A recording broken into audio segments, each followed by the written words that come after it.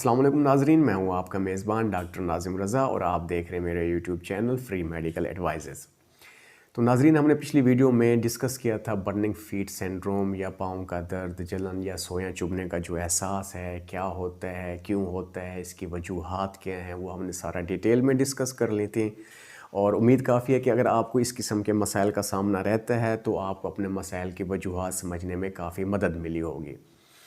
तो नाज़रीन, इस वीडियो में हम ये डिस्कस करेंगे कि अगर आपको इस किस्म के मसाइल का सामना है तो आप अपनी खुराक, तर्ज़ ज़िंदगी में किस तरह की तब्दीली लाकर अपनी तकलीफ़ को कम कर सकते हैं या कंट्रोल में रख सकते हैं।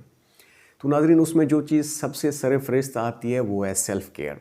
आपको अपने पाँव की काफ़ी सारी देखभाल करने की ज़रूरत होती है। आपको अपने पाँव का मसाज करना चाहिए, फ़िज़ियोथेरेपी करनी चाहिए और इसी तरह से आपको अपने पाँव को गर्मी से बचाना है। अपने लिए नरम और आरामदेह शूज़ का इंतखाब करना पड़ेगा आपको, और इसी तरह से आपको नरम और आरामदेह सॉक्स इस्तेमाल करने चाहिए। इसके अलावा दूसरे नंबर पर जो चीज़ आती है वो है डाइट मॉडिफिकेशन। आपको अपनी खुराक को किस तरह से इम्प्रूव करना चाहिए। तो नाज़रीन, खुराक में सबसे पहले जो चीज़ आती है वो है विटामिन B1 और विटामिन B12। इनका इंटेक, अपने खुराक में आपको बढ़ाना पड़ेगा, क्योंकि इन दोनों की कमी की वजह से न्यूरोपैथी होती है, आसाब तोड़ फोड़ का शिकार होते हैं और आपको पाँव में जलन, दर्द और सुन्न होना, सोया चुभना जैसे मसाइल का सामना करना पड़ता है। तो आप ये दोनों विटामिन सप्लीमेंट की सूरत में भी ले सकते हैं और नेचुरली अपनी डाइट से भी ले सकते हैं। डाइट में ये आपको गोश्त में, अंडे में और ड्राई फ्रूट, इस किस्म की फ्रूट में बाकसरत आपको मिल सकता है। इसके अलावा आपको जो चीज़ लेने की सबसे ज़्यादा ज़रूरत होती है वो है विटामिन सी, क्योंकि विटामिन सी एंटीऑक्सीडेंट का काम करता है और एंटीऑक्सीडेंट आपके जो आसाब की तोड़ फोड़ है उसकी रिपेयरिंग का काम करता है। तो विटामिन सी भी आपको लीमू, माल्टा और इसी तरह के सिट्रस फ्रूट में बाकसरत आपको मिल जाएगा। इसके अलावा एंटीऑक्सीडेंट आपको दूसरे फ्रूट्स जैसे अंगूर हो गया, सेब हो गया, लहसुन है, शहद है, इनमें भी बाकसरत आपको मिल जाता है। इसके अलावा एक एंटीऑक्सीडेंट है जो हमारी बॉडी खुद बनाती है, जिसे अल्फ़ा लिपोइक एसिड कहते हैं, और इसका काम भी बेसिकली जो आपके असाब टूट फूट का शिकार हो रहे होते हैं उनकी रिपेयरिंग का काम करना है।